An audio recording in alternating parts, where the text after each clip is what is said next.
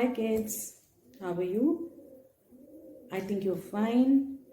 And today is Sunday, so it's a story time. तो मैं आपको एक बहुत अच्छी सी स्टोरी सुनाती हूँ जिसमें एक राजा है और बहुत सारे दरबारी हैं और उसमें एक बहुत होशियार दरबारी है जिनका नाम है बीरबल। सो आपको पता लग गया होगा कि मैं कौन से राजा की बात कर रही हूँ। तो राजा का नाम है राजा अकबर। तो एक बार की बात है कि राजा अकबर जो थे वो अपने कुछ दरबारियों के साथ, और उसमें बीरबल भी थे, ऐसे ही घूमने जा रहे थे। शाम को ठंडी का मौसम था, ठंडी बहुत ज़्यादा थी। तो सब लोग यही बात कर रहे थे कि यार ठंडी बहुत ज़्यादा है, अब कोई तो बाहर निकल नहीं रहा है, इतना ज़्यादा धुंध है। और अकबर ने थोड़ा पानी का, नदी का पानी था, उसमें हाथ लगा के देखा तो इट्स लिटरली बहुत बहुत ठंडा था। तो सब ये बोल रहे थे कि नहीं, कोई बाहर नहीं निकलेगा, इतनी ठंड में कोई बाहर नहीं निकल सकता। पर बीरबल ने कहा नहीं, ऐसा नहीं है। जिनको काम होता है, जिनको अपना पेट भरना है, जिनको बाहर निकलना है काम करने के लिए, वो निकलते भी हैं। तो सब दरबारियों ने कहा कि अब तो बीरबल को फंसा देते हैं। और उन्होंने कहा कि ठीक है, तो तुम बताओ कौन है ऐसा जो इतनी ठंड में बाहर निकलेगा और इस पानी में खड़ा हो सकेगा। तो जो अकबर थे उन्होंने भी कहा, बीरबल ढूंढ के लाओ ऐसा इंसान, अगर अगर कोई इस पानी में रात भर खड़ा रहता है तो हम पक्का उसको 10 सोने की अशर्फियाँ ज़रूर देंगे इनाम में। तो बीरबल ने कहा ठीक है, मुझे थोड़ा सा वक्त दीजिए, मैं ढूंढ के लाता हूँ। तो 2-4 दिन निकल गए। उसके बाद बीरबल ने दरबार में आके बोला कि हाँ, मुझे तो मिल गया एक आदमी और वो रेडी है। तो उस आदमी का नाम गंगाराम था और गंगाराम को फिर दरबार में बुलाया गया। गंगाराम जब दरबार में आया तो उसे कहा गया कि भैया आपको सारी रात पानी के अंदर खड़े रहना है, राइट, और चाहे ठंड लगे चाहे कुछ भी हो। तो गंगाराम ने कहा बिल्कुल ठीक है, मैं रहूँगा, खड़ा रहूँगा। तो अकबर ने 2 सैनिकों को बोला कि आप इनके साथ जाओ और देखो कि कोई गड़बड़ ना हो और ये सारी रात खड़े भी रहें। तो वो लोग गए। जब एक पाँव गंगाराम ने पानी के अंदर रखा तो उफ, पानी बहुत ठंडा था। उसको लगा कि भाग जाता हूँ मैं यहाँ से, मैं नहीं खड़ा हूँ। लेकिन फिर भी न जाने क्यों उसको लगा चलो खड़ा होके देखता हूँ।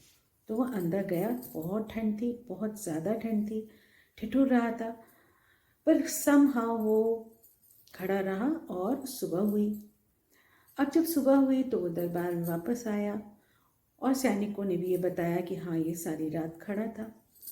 तो राजा ने पूछा कि मुझे बताओ, इतनी ठंड में तुम वहाँ खड़े कैसे थे? तो गंगाराम ने कहा ठंड तो सच में बहुत थी राजा जी, पर वो जो आपका वो दीपक चल रहा था ना आपके महल के ऊपर, उसी को देख देख के मैं खड़ा था। तो राजा ने कहा तुमको इसका मतलब उस दीपक से गर्मी मिल रही थी, इसलिए तुम खड़े रहे। तो भागो यहाँ से, हम कोई इनाम विनाम तुम्हें नहीं देंगे क्योंकि तुमने तो कुछ किया ही नहीं। तुम तो उस दीपक के सहारे खड़े थे, उसकी गर्माहट तुमको मिल रही थी, इसलिए तुम खड़े रहे। तो वो बहुत हैरान हुआ आदमी, और क्या करता, राजा ने कहा तो वो चला गया। और बीरबल को भी बड़ा अजीब लगा कि ये राजा क्या कह रहे हैं, इतनी ठंड में वो बेचारा खड़ा रहा, फिर उसको भगा दिया। क्यों भगा दिया, वो भी इनके दिमाग में चल रहा था। तो जब वो चला गया तो राजा ने कहा ठीक है, अब दरबार की बाकी कार्रवाई शुरू करते हैं। चलो जी, बाकी दरबार की कार्रवाई शुरू जब होने लगी तो बीरबल ने कहा राजा जी, मैं बस थोड़ी देर में आया हूँ, मुझे थोड़ा सा काम है, मैं बस अभी उसे निपटा के आता हूँ। राजा ने कहा ठीक है, जाइए।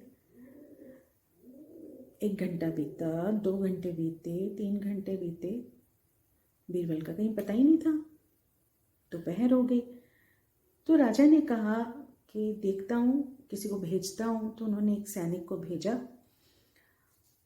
और वो क्या खबर लाया कि राजा जी ने कहा है कि आप कब आएंगे। तो बीरबल ने कहा मैं खाना खा के आऊँगा। वही जाके सैनिक ने राजा को बता दिया।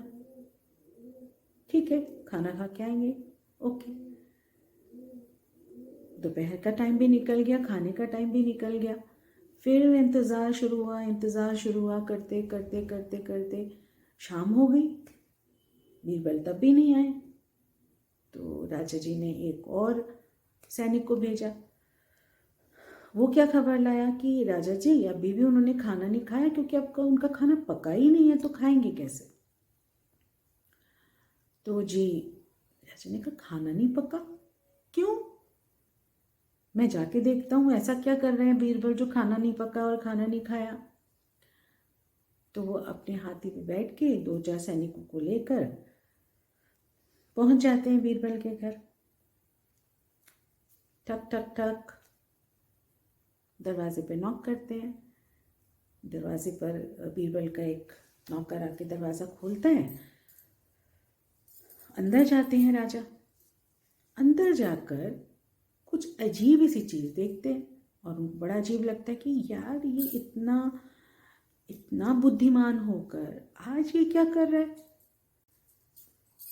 क्या देखा उन्होंने कि बीरबल ने अपने आंगन में आग जला रखी है, ठीक है, और बहुत सारी ऐसे लंबी लंबी वुडन डंडियाँ जो है, लकड़ी की डंडियाँ ऐसे रख रखी हैं बांस जैसी, और उसके ऊपर एक भिगोने को बांध रखा है और उसके अंदर खिचड़ी है। तो खिचड़ी पक रही है। तो राजा ने कहा यार इतनी ऊपर भिगोना टंगा हुआ है, इतनी नीचे आग जल रही है, तो ये खिचड़ी पकेगी कैसे। तो राजा जी ने बीरबल से बोला, बीरबल तुम्हें क्या हो गया है, तुम्हारी हांडी इतनी ऊंची, आग इतनी नीची, पहुंच ही नहीं रही है ताप, तो तुम्हारी खिचड़ी कैसे पकेगी। बीरबल ने कहा ना ना राजा जी पक जाएगी। राजा अकबर ने कहा अरे क्या हो गया तुमको, इतने समझदार हो, कैसे पकेगी, बहुत ऊपर है वो।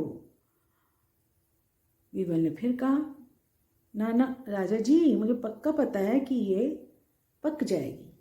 राजा कहते हैं कि नहीं पकेगी, बीरबल कहते हैं पक जाएगी, फिर राजा कहते हैं नहीं पकेगी, बीरबल कहते हैं पक जाएगी। दोनों में एक कंट्रोवर्सी, मतलब एक झगड़ा तो नहीं कि हाँ, एक बातचीत इसी तरह से होने लगी, एक कुछ कह रहा है, कुछ कह रहा है, कुछ कह रहा है, कुछ कह रहा है। तो ऐसे करते करते करते बीरबल ने कहा क्यों नहीं पकेगी, जब वो जो पानी में खड़ा आदमी था वो जब आपके दीपक के सहारे सारी रात गुजार सकता है, तो मेरी खिचड़ी क्यों नहीं पक सकती।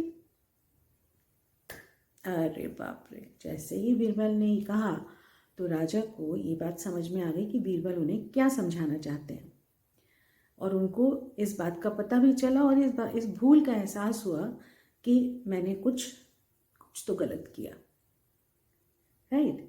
तो अब राजा को अपनी भूल समझ में आ जाती है और वो दरबार वापस जाते हैं और गंगाराम को बुलाते हैं, और गंगाराम को बुलाकर उसको 10 अशर्फियाँ भी देते हैं और बहुत सारा और पुरस्कार भी देते हैं, और फिर वो सम्मान के साथ दरबार से चला जाता है।